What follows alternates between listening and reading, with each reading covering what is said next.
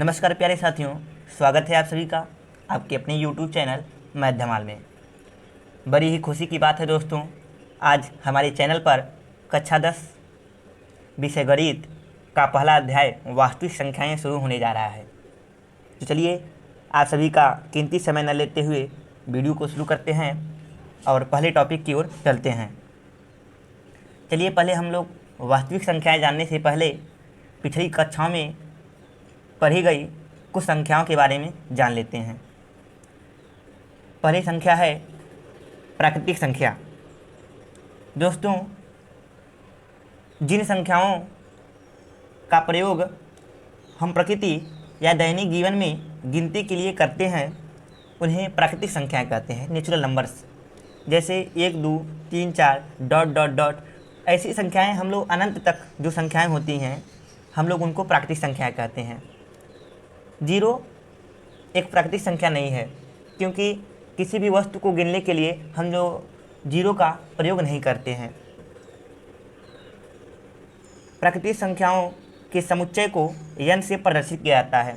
दोस्तों, जो प्राकृतिक संख्याओं का जो है सम्मिलन होता है उसको जो है n से डिनोट किया जाता है।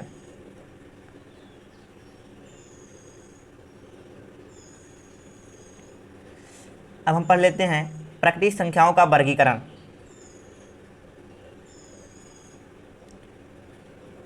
दोस्तों, प्राकृतिक संख्याओं को 5 भागों में बांटा गया है।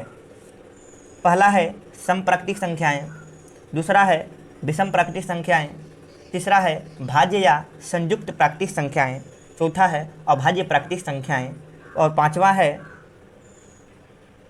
न ही अभाज्य न ही संयुक्त। दोस्तों, इसके बारे में हम लोग जो है विस्तार से अध्ययन किसी अन्य वीडियो में करेंगे। चलिए अगला टॉपिक देखते हैं। अगला नंबर है पूर्ण संख्याएं। दोस्तों, प्राकृतिक संख्या में 0 शामिल कर लेने से प्राप्त संख्याओं का समूह पूर्ण संख्या कहलाती है और उनके जो है सम्मिलन यानी कि जो उनका समुच्चय होता है उसको W से प्रदर्शित किया जाता है।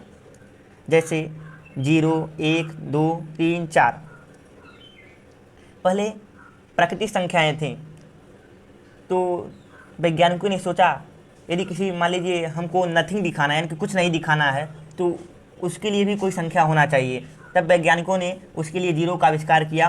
तब उन्होंने प्राकृतिक संख्याओं में 0 को सम्मिलित कर दिया जिससे हमको पूर्ण संख्याएं मिली। चलिए अगला नंबर देखते हैं। अगला नंबर है पूर्णांक संख्याएं। पूर्ण संख्याओं में ऋणात्मक संख्याएं शामिल कर दी जाएं तो पूर्णांक संख्याओं का निर्माण होता है। इसे जिद से प्रकट करते हैं। यदि पूर्ण संख्याओं में ऋणात्मक संख्याएं -1, -2, -3 यानी कि जो है अनंत तक ऐसी मिला दी जाएं तो उसमें जो है पूर्णांक संख्याएं बन जाती हैं। एक तथ्य होता है, सभी पूर्ण संख्याएं पूर्णांक हैं लेकिन सभी पूर्णांक पूर्ण संख्या नहीं होती हैं। चलिए अगला नंबर देखते हैं। अगला नंबर है अपरिमेय संख्याएं, इरेशनल नंबर। दोस्तों, वे संख्याएं दोस्तों पहले हम लोग परिमेय संख्याएं देख लेते हैं।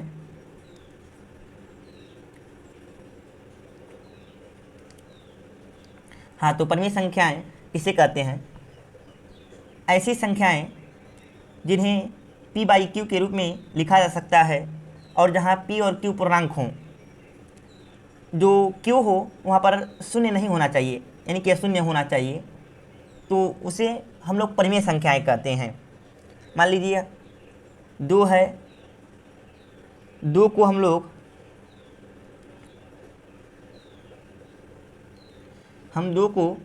2/1 भी लिख सकते हैं, इसलिए ये जो है p/q के रूप में लिखा जा सकता है, इसलिए क्या है परिमेय संख्याएं हैं। और जहाँ जो q है वहाँ डज नॉट इक्वल टू 0 होना चाहिए यानी कि 0 नहीं होना चाहिए। चलिए अगला नंबर देखते हैं। अगला है अपरिमेय संख्याएं। दोस्तों, अपरिमेय संख्याएं ऐसी संख्याएं होती हैं जिनको p/q के रूप में नहीं लिखा जा सकता है। जैसे under rule 2, under rule 3, under rule 7 आदि, क्योंकि जो है इनका दशमलव प्रसार जो होता है अशांत अनावर्ती होता है, इनकी जो है नॉन रिपीटिंग होता है, यह चलते ही जाता है, इसलिए इनको जो है p/q के रूप में लिखना जो है नामुमकिन होता है।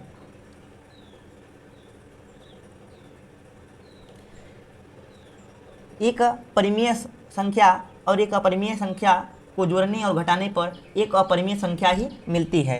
दोस्तों, यदि हम लोग एक अपरिमेय संख्या और एक परिमेय संख्या को जोड़ें या घटाएं तो सदैव जो प्राप्त संख्या होगी वो जो है अपरिमेय संख्या ही होती है। चलिए अगला नंबर देखते हैं। अगला नंबर है दोस्तों जिसका आप लोगों का इंतजार था, वो वास्तविक संख्याएं यानी कि रियल नंबर्स। दोस्तों, परिमेय संख्याओं और अपरिमेय संख्याओं के संग्रह को हम लोग वास्तविक संख्याएं कहते हैं। परिमेय तथा अपरिमेय संख्याओं को एक साथ लेने पर जो संख्याएं प्राप्त होती हैं उन्हें वास्तविक संख्या कहते हैं, या वे संख्या जिनका वर्ग करने पर धनात्मक पूर्णांक प्राप्त हो वास्तविक संख्याएं कहलाती हैं। जैसे 16, अंडर रूल 2, -3। कहने का मतलब ये है जो सभी संख्याओं का संग्रह होता है उसको हम लोग वास्तविक संख्याएं कहते हैं। जो जैसा कि हमारा जो चैप्टर है, चलिए दोस्तों अगला टॉपिक देखते हैं हम लोग, जो है यूक्लिड विभाजन प्रमेयिका। हाँ तो प्यारे साथियों, फाइनली हम लोग अपने अगले टॉपिक यूक्लिड विभाजन प्रमेयिका पर पहुंच चुके हैं। दोस्तों, यूक्लिड विभाजन प्रमेयिका जानने से पहले हम एक बार भाग संक्रिया कर लेते हैं, क्योंकि जो है यूक्लिड विभाजन प्रमेयिका उसी से रिलेटेड है। चलिए पहले हम एक संख्या पर भाग की संक्रिया करके देख लेते हैं। मान लीजिए हमको 2 से 11 में भाग देना है, तो 2 से अगर 11 में भाग देना है तो 5 बच जाएगा, 2 पंजे 10 और जो है शेषफल बच जाएगा 1। दोस्तों, पिछली कक्षाओं में आप लोग यह जान चुके होंगे कि जो बीच में संख्या रहती है उसको भाज्य कहा जाता है और जिससे भाग दिया जाता है उसको भाजक कहा जाता है, और जो भाग देने के बाद उत्तर आता है उसको हम लोग जो है भागफल कहते हैं, और जो बच जाता है उसको शेषफल कहते हैं। दोस्तों, आप लोगों ने पिछली कक्षाओं में एक सूत्र भी जाना होगा कि भाज्य बराबर भाजक गुणे भागफल प्लस शेषफल। दोस्तों, बस यूक्लिड विभाजन प्रमेयिका भी वही चीज़ है, ए बराबर BQ प्लस R, जहाँ जो ए है वो 11 है और जो बी है वो 2 है और R है वो जो है 1 है और जो Q है वो जो है आपका 5 है। दोस्तों, बस भाग की संक्रिया को उसके सूत्र के रूप में प्रदर्शित करना ही यूक्लिड विभाजन प्रमेयिका कहलाता है। दोस्तों, वहाँ पर एक शर्त भी होता है, जहाँ जैसे आप लोग जानते ही होंगे कि जो शेषफल बच रहा है वो हमेशा जो है 0 से बड़ा होता है या 0 के बराबर ही हो सकता है। कभी कभी जो है हमारा जो शेषफल होता है 0 भी आ सकता है, और वो जो हमारा शेषफल हो वो जो हमेशा जो है भाजक से छोटा होना चाहिए। दोस्तों, बस यही जो है हमारा यूक्लिड विभाजन प्रमेयिका था। चलिए इसका हम लोग डिफिनीशन देख लेते हैं। दोस्तों,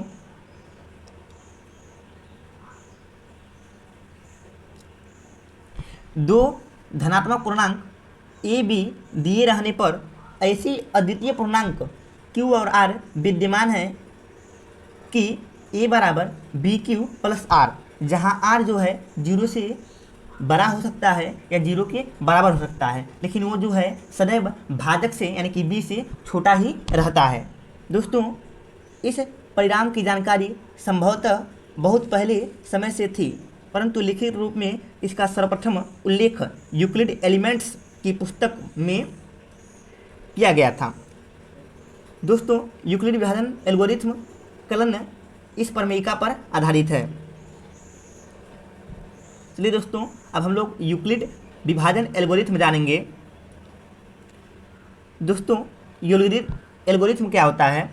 दोस्तों, एल्गोरिथ्म सुपरिभाषित चरणों की एक श्रृंखला होती है जो एक विशेष प्रकार की समस्याओं को हल करने की प्रक्रिया या विधि प्रदान करती है। दोस्तों अब हम लोग प्रमेयिका का जो है डेफिनेशन डाल लेते हैं कि प्रमेयिका क्या होता है। जो हम लोग पिछले पढ़े हैं यूक्लिड विभाजन प्रमेयिका, आखिरकार प्रमेयिका होता क्या है। दोस्तों अंग्रेजी में प्रमेयिका को लेम्मा कहते हैं और प्रमेयिका एक सिद्ध किया हुआ कथन होता है, यानी कि पहले से जो है वैज्ञानिक इसको सिद्ध कर दिए हैं और इसका प्रयोग करके हम लोग अन्य कथनों को सिद्ध करते हैं। दोस्तों अब हम लोग यूक्लिड विभाजन एल्गोरिथम द्वारा HCF की गणना करना सीखेंगे। चलिए दोस्तों यूक्लिड विभाजन एल्गोरिथम द्वारा HCF की गणना करने के लिए सबसे पहले हम दो संख्या ले लेते हैं, पहला C और दूसरा D, जिसमें C जो है D से बड़ी है। दोस्तों यूक्लिड विभाजन एल्गोरिथम द्वारा HCF निकालने के लिए सबसे पहले दी गई संख्याओं में छोटी और बड़ी का पहचान करते हैं। C और D में बड़ी संख्या C है और छोटी संख्या D है, इसलिए C में D से भाग देंगे। मान लीजिए भाग देने पर कोई भागफल Q आया और शेषफल R आया। दोस्तों भाग देने के बाद यदि शेषफल 0 आता है, यानी कि R बराबर 0 आता है, तो इस कंडीशन में जो भाजक होगा वही दी गई संख्याओं का मौसा होगा।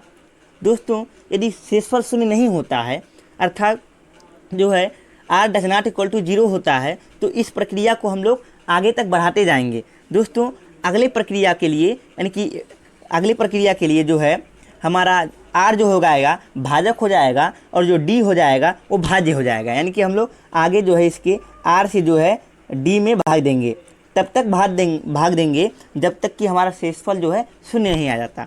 दोस्तों यदि शेषफल शून्य आ जाता है तो उस कंडीशन में जो भाजक होता है वही हमारा दी गई संख्याओं का मसा होता है।